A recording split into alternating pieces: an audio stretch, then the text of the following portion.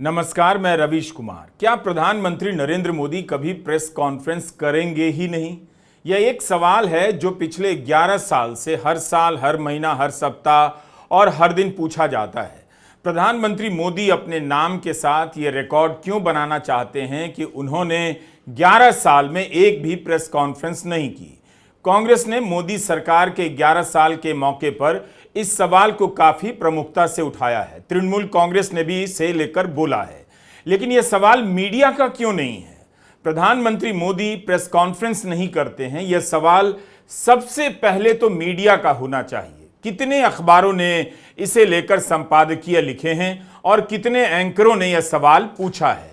पूछना चाहिए कि जब नेता प्रतिपक्ष राहुल गांधी अक्सर प्रेस कॉन्फ्रेंस में आते हैं, सवालों के जवाब देते हैं, तो सदन के नेता यानी भारत के प्रधानमंत्री नरेंद्र मोदी प्रेस कॉन्फ्रेंस क्यों नहीं करते हैं? 11 साल में 4000 से अधिक दिन होते हैं, एक भी प्रेस कॉन्फ्रेंस ना करने की क्या वजह हो सकती है? Towards the end of the election, the Prime Minister started having interviews with his friendly media houses. 3 or 4 sycophantic journalists would sit and the Prime Minister would talk to them. Same Prime Minister who has not done a press conference in the last 10 years was suddenly doing these interviews. Fantastic questions were coming. Somebody was asking the Prime Minister, how do you like to eat mangoes? Do you like to cut the mango, or do you like to peel the mango, or do you like to suck the mango? Somebody asked the Prime Minister, you know, there is a lot of inequality in India. What do you think about the fact that few people are becoming very rich and everybody else is becoming poor? And then the Prime Minister thought for 30 seconds, like thinking. And then he said, what do you want me to do? Do you want me to make everybody poor? हमें यह भी समझना होगा कि भारत का media प्रधानमंत्री मोदी से सवाल करने लायक बचा है या नहीं। अगर सवाल कर पाता तो अपने अखबार और चैनल से रोज सवाल नहीं करता। रोज सवाल करता तो खुद ही सरकार जवाब देने के लिए मजबूर हो जाती। ऐसा नहीं है कि मीडिया सवाल नहीं करता है, करता है, मगर विपक्ष से, विपक्ष की सरकारों से। नई दिल्ली के भारत मंडपम में मोदी सरकार के 11 साल पूरे होने पर प्रेस कॉन्फ्रेंस चल रही है। 9 जून को भी हुई और 10 जून को भी। पहले दिन बीजेपी के अध्यक्ष जेपी नड्डा ने प्रेस को संबोधित किया। बीजेपी के यूट्यूब चैनल पर जेपी नड्डा की प्रेस कॉन्फ्रेंस का वीडियो है। 40 मिनट के वीडियो में एक बार भी कैमरा प्रेस की तरफ नहीं गया। कैमरे ने केवल जेपी नड्डा और मंच को ही दिखाया। सवाल जवाब हुए, मगर मात्र 6 मिनट के लिए। जेपी नड्डा का संबोधन 30 मिनट से अधिक का रहा। फिर भी सवाल जवाब के दौर में पत्रकार नीरज पांडे ने जयराम रमेश के ट्वीट के हवाले से सवाल पूछ दिया। जवाब देते समय लगता है जेपी नड्डा इस सवाल के लिए तैयार नहीं थे। सवाल है कि पीएम प्रेस कॉन्फ्रेंस क्यों नहीं करते हैं? तो जेपी नड्डा कहने लगे, कांग्रेस कभी मूल मुद्दे पर बात नहीं करती। क्या वाकई कांग्रेस कभी मूल मुद्दे पर बात नहीं करती? क्या बीजेपी के लिए यह मुद्दा नहीं कि 11 साल से प्रधानमंत्री मोदी एक भी प्रेस कॉन्फ्रेंस नहीं कर पाए हैं? नीरज पांडे सर, जयराम रमेश जी ने ट्वीट किया है, उन्होंने कहा कि नरेंद्र मोदी जी को आगे आकर 11 साल के उपयोग के बारे में बात करनी चाहिए, लेकिन उन्होंने जेपी नड्डा जी को आगे कर दिया। मुझे उम्मीद है कि पीएम साहब खुद सामने आए उनके ट्वीट को किस तरह से? नहीं, मैंने यही कहा ना कि उनको आप उनको देखिए, उनकी सारी लीडरशिप को देखिए, चाहे जयराम रमेश जी भी मूल इशू पर कभी भी चर्चा नहीं करते। राष्ट्रीय अध्यक्ष आकर के प्रेस कॉन्फ्रेंस कर रहा है, ये गलत है क्या? सरकार के 11 साल पूरे हो रहे हैं और 11 साल पूरे होने पर पार्टी का जिस पार्टी का नेतृत्व है उसका अगर राष्ट्रीय अध्यक्ष एड्रेस करता है तो प्रॉब्लम क्या है?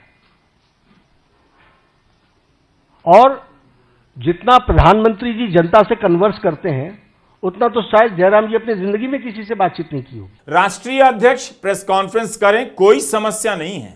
मंत्री करें, कोई समस्या नहीं। पार्टी के अध्यक्ष प्रेस कॉन्फ्रेंस कर रहे हैं, पार्टी के सबसे बड़े नेता और देश के प्रधानमंत्री प्रेस कॉन्फ्रेंस क्यों नहीं कर रहे हैं? यह बड़ा सवाल है। क्या इससे जेपी नड्डा को कोई समस्या नहीं? 11 साल हो गए, प्रधानमंत्री ने एक भी प्रेस कॉन्फ्रेंस नहीं की। क्या जेपी नड्डा को इसमें कोई समस्या नजर नहीं आती?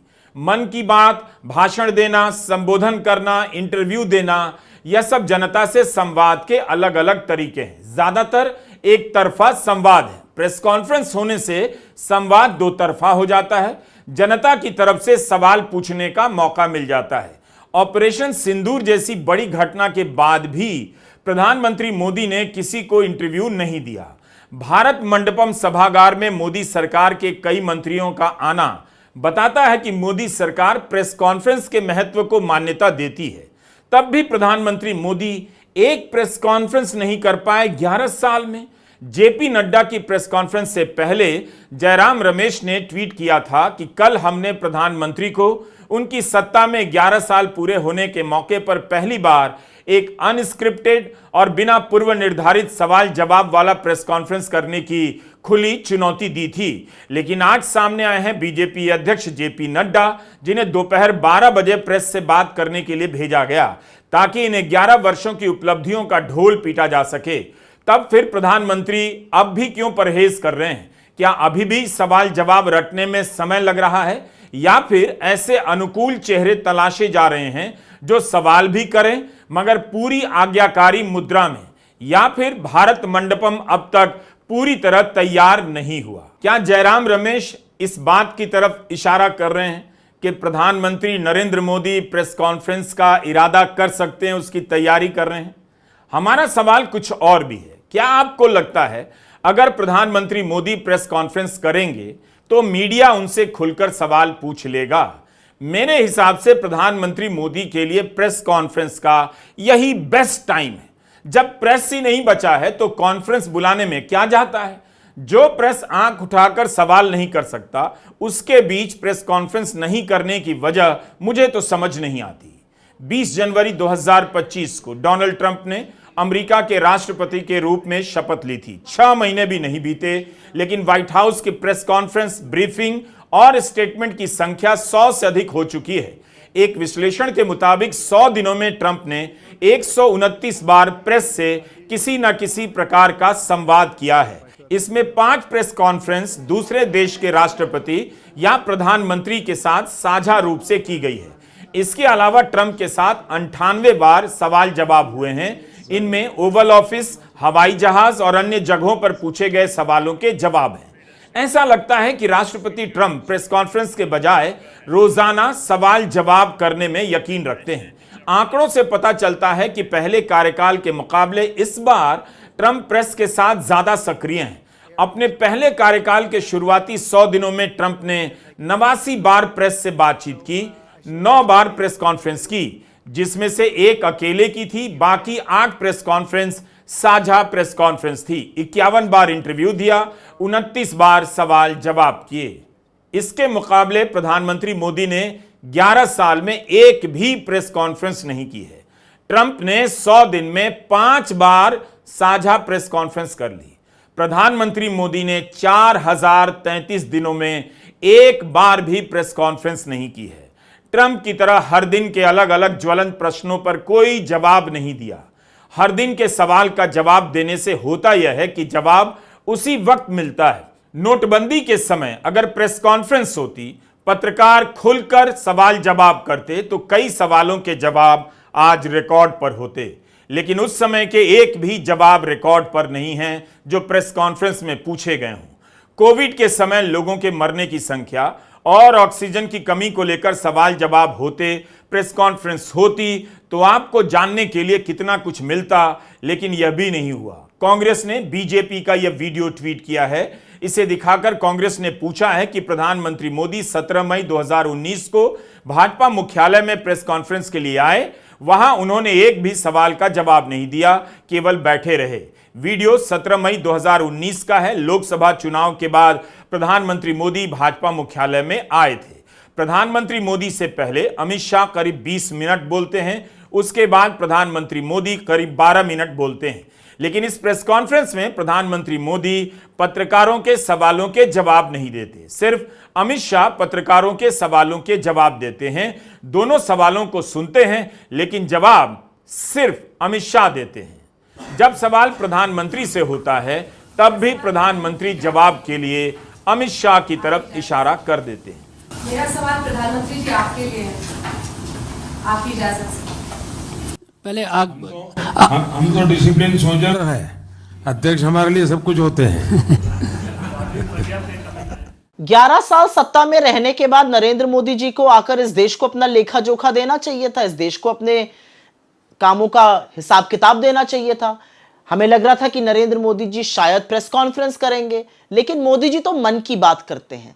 उनका देश के सवालों से, लोगों के मन में जो सवाल हैं, लोगों के मन में जो आशंकाएं हैं, जो अपेक्षाएं हैं, उससे कोई लेना देना नहीं है। वो अपनी बात लोगों पर थोपते हैं और एक बार फिर से नरेंद्र मोदी प्रेस कॉन्फ्रेंस से मुंह दबाकर, मुंह छुपाकर भाग गए। क्यों नहीं प्रेस कॉन्फ्रेंस करते हैं मोदी जी? इसलिए नहीं करते हैं क्योंकि प्रेस कॉन्फ्रेंस में आप आम कैसे खाते हैं, आप टॉनिक वगैरह लेते हैं, ये नहीं पूछा जाएगा। प्रेस कॉन्फ्रेंस में पूछा जाएगा कि 11 सालों के बाद, आपका पूरा दुनिया घूमने के बाद हमारी विदेश नीति विफल क्यों है। पूछा जाएगा कि हमारी आर्थिक हालत इतनी बदहाल क्यों हो गई है, बेरोजगारी, महंगाई इतनी भयावह क्यों है। पूछा जाएगा किसान परेशान क्यों है। पूछा जाएगा कि SC, ST, OBC महिलाओं के खिलाफ अपराध क्यों बढ़ रहे हैं। पूछा जाएगा कि नोटबंदी लगा के आपने क्या हासिल किया, GST से टैक्स वसूल करके आप क्या हासिल कर रहे हैं। बहुत सारे सवाल पूछे जाएंगे। कोविड का मिसमैनेजमेंट पूछा जाएगा, जिस तरह से मजदूरों को पैदल चला दिया वो पूछा जाएगा, जिस तरह से डोनाल्ड ट्रंप बार बार हमारी संप्रभुता को ललकार कर कहते हैं मैंने सीज फायर कराया और मोदी जी चुप रहते हैं, वो पूछा जाएगा। भारतीय मूल के जो स्टूडेंट्स हैं उनको जिस तरह से मारा पीटा जा रहा है, जिस तरह से उनको हैंडकफ करके वापस डिपोर्ट किया जा रहा है और मोदी जी चुप रहते हैं, उस पर सवाल पूछे जाएंगे। इसलिए मोदी जी प्रेस कॉन्फ्रेंस नहीं करते हैं। कुछ तो समस्या है लाइव प्रेस कॉन्फ्रेंस से। खुली प्रेस कॉन्फ्रेंस में पता नहीं होता सवाल कहां से आएंगे। क्या प्रधानमंत्री मोदी को लगता है कि इस तरह से पूछे गए सवालों के जवाब नहीं दे सकते हैं? अगर यह कारण है तो उन्हें स्वीकार करना चाहिए। प्रेस कॉन्फ्रेंस ना करें, लेकिन इसका जवाब तो दें कि क्यों नहीं करते हैं। अमेरिका में भी मीडिया के दमन का और पतन का सवाल उठ रहा है। वहां भी प्रेस कॉन्फ्रेंस की संख्या में गिरावट को लेकर बात हो रही है, लेकिन फिर भी आप राष्ट्रपति ट्रंप को मीडिया के साथ सवाल जवाब करते हुए देख सकते हैं। न्यूयॉर्क पोस्ट ने नेशनल जर्नल संस्था के आंकड़ों के आधार पर छापा है कि ट्रंप ने पहले महीने में 1009 सवाल लिए हैं। इतने सवालों का सामना ट्रंप ने किया है। भले ही उन्होंने 5 प्रेस कॉन्फ्रेंस की, लेकिन 1009 सवालों का जवाब एक तरह से प्रेस कॉन्फ्रेंस का ही विस्तार है। 30 दिन में 1009 सवाल कम नहीं होते। नेशनल जर्नल का अध्ययन है जो बाइडेन ने अपने कार्यकाल के पहले 100 दिन में 141 सवालों के ही जवाब दिए। आपने वीडियो में देखा होगा, ट्रंप व्हाइट हाउस के ओवल ऑफिस में बैठे हैं, सवाल जवाब चल रहा है। बताया जाता है कि ऐसे सत्र भी औसतन 20 मिनट से अधिक के होते हैं। ट्रंप के साथ चलते फिरते एयरफोर्स 1 जहाज में या व्हाइट हाउस में जो सवाल पूछे जाते हैं वो उन्हें खुश करने वाले भी होते हैं और चिढ़ा देने वाले भी, लेकिन ट्रंप जवाब देते हैं और बड़ी बात है कि पत्रकार पूछ लेते हैं। जबकि अमेरिका में भी ट्रंप के कार्यकाल पर मीडिया पर घोषित और अघोषित हमला होने की बातें सामने आ रही हैं। भारत में अदानी और प्रधानमंत्री मोदी के संबंधों को लेकर बिजनेस में फेवर करने और कानूनी कार्रवाई ना करने के कितने ही आरोप लगे, लेकिन क्या कोई पत्रकार तैयारी के साथ किसी भी प्रेस कॉन्फ्रेंस में प्रधानमंत्री मोदी से सवाल कर सकता है? प्रेस कॉन्फ्रेंस भी होगी तो भी नहीं पूछ पाएगा कि सेबी की पूर्व चीफ माधवी बुच के मामले में एक्शन क्यों नहीं लिया गया। उनके बारे में प्रधानमंत्री मोदी क्या सोचते हैं? क्या माधवी बुच ने स्टॉक मार्केट फ्रॉड किया है, ऐसी कंपनी से रेंटल इनकम ली है जिसकी वो जांच कर रही थी? अदानी हिंडनबर्ग मामले को लेकर भी अलग से सवाल है। अमेरिका में ट्रंप और मस्क के बीच तनाव की खबर आई तो 9 जून को एक पत्रकार ने मस्क के ड्रग लेने को लेकर सीधा सवाल राष्ट्रपति ट्रंप से ही कर दिया। This New York Times report that he did not want to talk about Elon Musk, that alleged that he, towards the end of his time in the White House, was blurring the lines between recreational use of drugs and medicinal. Do you think he ever had drugs here at the White House? I really don't know. I don't think so. I hope not. Look, I wish him well. You understand. We had a good relationship, and I just wish him well. Very well, actually. अमेरिकी media को लेकर सवाल उठता है, हम उससे अनजान नहीं। जैसे बाइडेन की बीमारी छुपाने को लेकर गंभीर आरोप लगे हैं, इस समय भी आरोप लग रहे हैं कि लॉस एंजलिस की हिंसा को कम दिखाया जा रहा है। भारत हो या अमेरिका, कहीं भी मीडिया का खत्म होना, कमजोर होना जनता के लिए अच्छी खबर नहीं है। तो हम खुश नहीं हो सकते कि अमेरिकी मीडिया का भी पतन हो रहा है। आपको याद होगा, राहुल गांधी ने लोकसभा में एक तस्वीर दिखाई जिसे कार्यवाही से निकाल दिया गया। उस तस्वीर में प्रधानमंत्री मोदी और गौतम अडानी विमान में एक साथ बैठे हैं। 2014 के चुनाव प्रचार के समय की तस्वीर बताई जाती है। उस तस्वीर को लेकर क्या आपको लगता है, अगर प्रधानमंत्री मोदी प्रेस कॉन्फ्रेंस करेंगे तो कोई पत्रकार उनसे सवाल पूछ देगा? जब भारत का मीडिया सवाल करने लायक नहीं बचा तो क्या प्रधानमंत्री मोदी को इस मीडिया के लिए प्रेस कॉन्फ्रेंस करनी चाहिए? टाइम बर्बाद करना चाहिए जो खुद मांग नहीं करता कि प्रेस कॉन्फ्रेंस क्यों नहीं हो रही? विपक्षी दल मांग करते हैं तब भी मीडिया विपक्ष के इस सवाल को नहीं उठाता। हाल ही में कतर के इस तोहफे को लेकर अमेरिका में काफी बवाल मचा। अमेरिका के राष्ट्रपति को क्या दूसरे देश से हवाई जहाज तोहफे में लेना चाहिए? सुरक्षा की दृष्टि से भी इस जहाज को लेकर कई सारे सवाल अमेरिकी मीडिया में उठे हैं। 12 मई को ट्रंप अपने स्वास्थ्य सचिव के साथ प्रेस कॉन्फ्रेंस कर रहे थे। एबीसी की पत्रकार ने ट्रंप से पूछ लिया, क्या कतर का 3400 करोड़ का लग्जरी विमान आपके लिए एक प्राइवेट तोहफा है? सवाल सुनकर ट्रंप भड़क गए और एबीसी की पत्रकार को फेक न्यूज कहने लगे, मगर फिर भी जवाब दिया और अपनी बात रखी। Mr. President, what do you say to people who view that luxury jet as a personal gift to you? Why not leave it behind? You're ABC fake news, right? Why It's not? only ABC. Well, a few of you would. Let me tell you, you should be embarrassed asking that question. राष्ट्रपति का किसी सवाल के जवाब में भड़क जाना जनता note करती है। बड़ी बात है कि उनके क्रोध की परवाह न करते हुए पत्रकार ने सवाल पूछा। डोनाल्ड ट्रंप भी पत्रकारों से भिड़ते रहते हैं, लेकिन इसके बाद भी पत्रकारों ने उनसे सवाल पूछना नहीं छोड़ा है। कई अखबारों और चैनलों के झुक जाने की खबरें हैं, फिर भी पत्रकार सवाल पूछ रहे हैं। अगर हम यह मान लें कि अमेरिका का मीडिया खत्म होने के कगार पर है, तो इस अंतिम अवस्था में भी आप इतना तो देख सकते हैं कि वहां पत्रकार आखिर तक सवाल पूछने की कोशिश कर रहे हैं। यह अप्रैल महीने की खबर है। व्हाइट हाउस ने आदेश जारी कर दिया, रॉयटर्स और ब्लूमबर्ग के पत्रकारों को व्हाइट हाउस के प्रेस समूह में स्थायी जगह नहीं दी जाएगी। 10 मीडिया संस्थानों का एक समूह राष्ट्रपति को हर जगह फॉलो करता है। उस समूह से रॉयटर्स और ब्लूमबर्ग को निकाल दिया गया। रॉयटर्स की रिपोर्ट में लिखा है कि ऐसा कर ट्रंप प्रशासन इस बात पर अपना नियंत्रण बढ़ाना चाहता है कि कौन ट्रंप से क्या प्रश्न पूछ रहा है। इस फैसले के ठीक एक हफ्ते पहले ही ट्रंप प्रशासन को अदालत की फटकार सुननी पड़ी थी कि वो एसोसिएटेड प्रेस को सिर्फ इसलिए कवरेज से बाहर नहीं कर सकते क्योंकि वो गल्फ ऑफ मेक्सिको को गल्फ ऑफ अमेरिका बोलने से इनकार कर रहे हैं।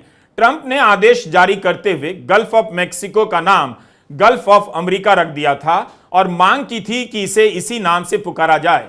एसोसिएटेड प्रेस ने ऐसा करने से इनकार कर दिया तो ट्रंप प्रशासन ने प्रतिबंध लगा दिए। अदालत ने अपने फैसले में कहा कि फर्स्ट अमेंडमेंट के तहत अगर सरकार कुछ पत्रकारों को एक्सेस देती है तो बाकी पत्रकारों से यह एक्सेस इसलिए नहीं छीन सकती क्योंकि वे सरकार से अलग राय रखते हैं। क्या भारत में कोई चैनल इस अधिकार के लिए कोर्ट जाएगा? कई बार चैनलों का घोषित और अघोषित बहिष्कार किया जाता है, तब भी कोई कोर्ट नहीं जाता। 2014 के बाद के भारत में मीडिया संस्थानों ने एक झटके में सवाल पूछना बंद कर दिया। कर्नाटका में दुखद घटना हुई, उसे लेकर गोदी मीडिया ने कितना सवाल किया। कुंभ में दुर्घटना के कवरेज से तुलना करेंगे तो लोगों को अच्छा भी लगा कि गोदी मीडिया अब सही पत्रकारिता समझ गया है, सरकार से सवाल कर रहा है। मगर अफसोस वह सरकार विपक्ष की सरकार थी, तब भी लोगों ने इसे सराहा और इसका फायदा जनता को पहुंचा। सबसे पहले जब लोगों ने सवाल पूछे तो मुआवजे की राशि 10 लाख से बढ़कर 25 लाख हो गई। बेंगलुरु के पुलिस कमिश्नर को भी निलंबित किया गया। आरसीबी टीम से जुड़े प्रबंधकों को गिरफ्तार किया गया।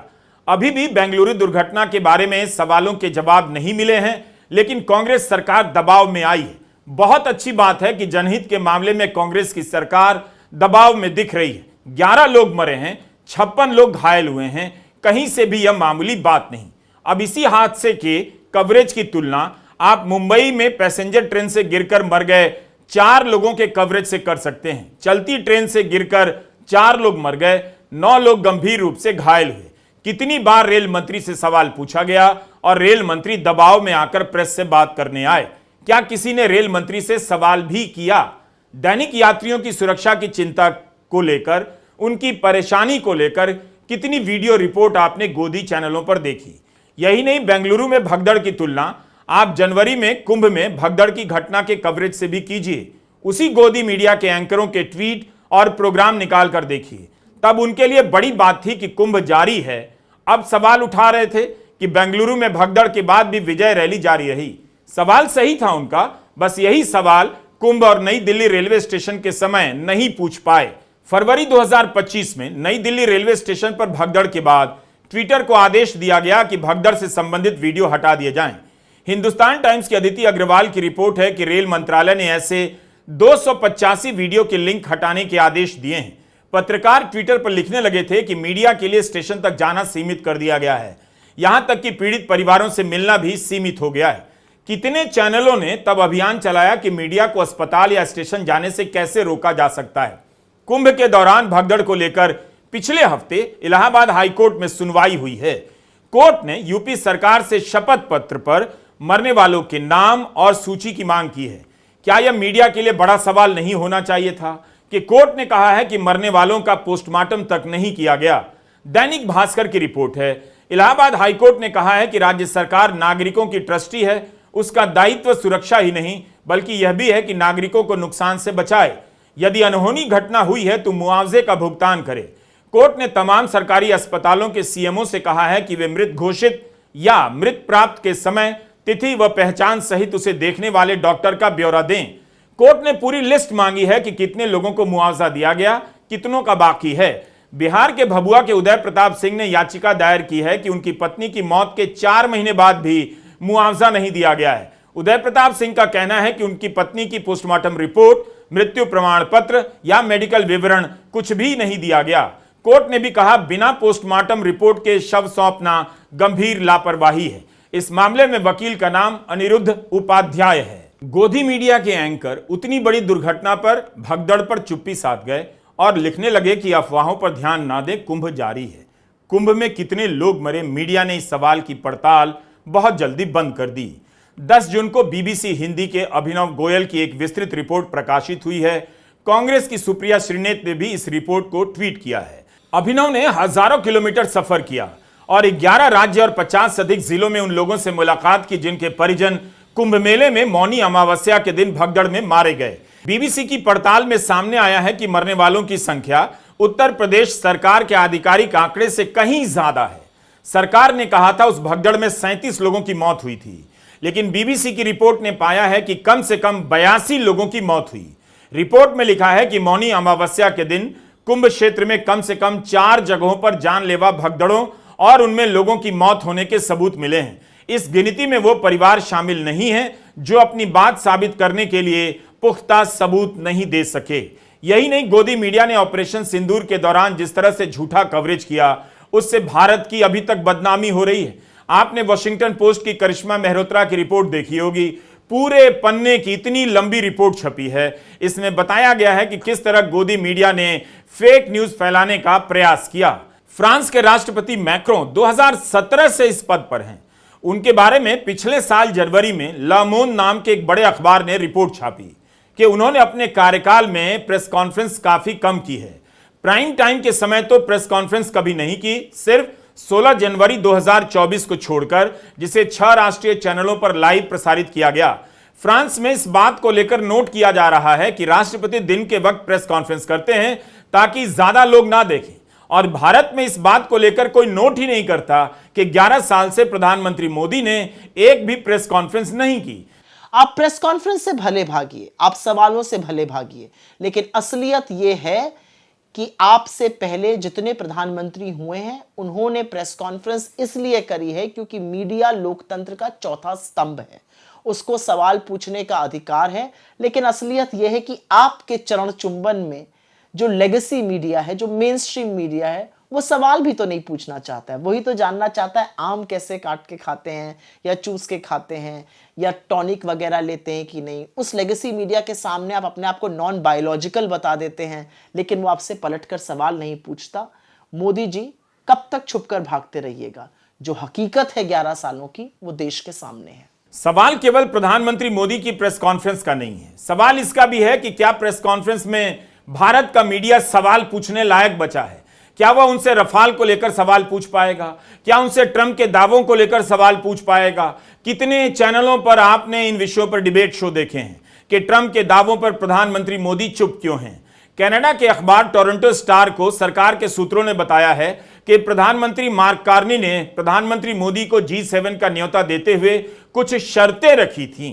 प्रधानमंत्री मोदी की ओर से सोचने के लिए समय मांगा गया। इस रिपोर्ट में यह नहीं बताया गया कि क्या शर्तें लगाई गईं। टोरंटो स्टार की रिपोर्ट में लिखा है कि मोदी को न्योता देने के पीछे एक शर्त यह भी थी कि कानूनी कार्रवाई पर काम हो। लेकिन क्या भारत का मीडिया इसे लेकर प्रधानमंत्री मोदी से प्रेस कॉन्फ्रेंस में सवाल कर पाएगा?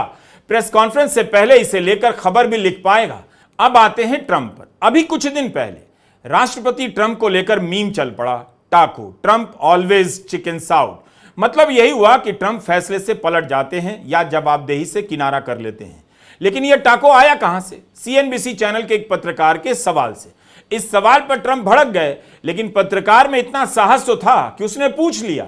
Mr. President, Wall Street analysts have coined a new term called the taco trade. They're saying Trump always chickens out on your tariff threats, and that's why markets are higher this week. What's your response to that? I kick out? Chicken out. Oh, isn't that nice? Chicken out. I've never heard that. You mean because I reduced China from 145% that I set down to 100 and then down to another number? And I said you have to open up your whole country. 6 months ago, this country was stone cold dead. We had a dead country. We had a country people didn't think it was going to survive. But don't ever say what you said. That's a nasty question. Go ahead. To me, that's the nastiest question. 5 मई को Trump अपने विमान पर थे और पत्रकारों से बात कर रहे थे। जैसे ही वॉल स्ट्रीट जर्नल के पत्रकार ने उनसे सवाल करने की कोशिश की, ट्रंप ने पूछा, आप कौन से अखबार से हैं? जब पत्रकार ने कहा कि वो वॉल स्ट्रीट जर्नल से है, तो ट्रंप उसी पर बिगड़ गए। कहने लगे कि यह अखबार सड़ चुका है, चीन के साथ हो गया है, अमेरिका के लिए हानिकारक है और मैं वॉल स्ट्रीट से बात नहीं करना चाहता हूं। Who are you with? Wall Street Journal. That's right. Well, you people treat us so badly. Wall Street Journal has truly gone to hell. Go ahead. It's a rotten newspaper. You hear what I said? It's a rotten newspaper. Are there any updates and talks with I wouldn't tell the Wall Street Journal because it'd be wasting my time. There are talks, but I don't want to talk to the Wall Street Journal. But look, Wall Street Journal is China-oriented. And they're really bad for this country. यह सही है कि Trump भी press को भला बुरा कहने में संकोच नहीं करते। अमेरिका का प्रेस ढलान पर नजर आता है, तब भी अमेरिका के प्रेस में पत्रकारिता का जज्बा कई मायनों में साहसिक है। खबरें लिखी जा रही हैं, सवाल पूछे जा रहे हैं। दुनिया भर में अलग अलग तरीके से प्रेस का दमन हो रहा है, पतन हो रहा है, लेकिन भारत में जिस तरह से समापन हो चुका है वो एकदम अलग है। जनता के बीच सबसे अधिक नजर आने वाले प्रधानमंत्री मोदी के नाम एक प्रेस कॉन्फ्रेंस नहीं। क्या प्रधानमंत्री मोदी इसी रिकॉर्ड के साथ ही अपने सारे कार्यकाल पूरे करेंगे कि उन्होंने एक भी प्रेस कॉन्फ्रेंस नहीं की? देखिएगा कि संपादक और पत्रकार राहुल गांधी का नाम लेकर कितनी बार सवाल करते हैं और खुद से कितनी बार सवाल करते हैं। इस बात को नोट करेंगे तो पता चलेगा पत्रकार के पास उसका अपना कोई सवाल नहीं, जो भी सवाल है राहुल गांधी का सवाल है।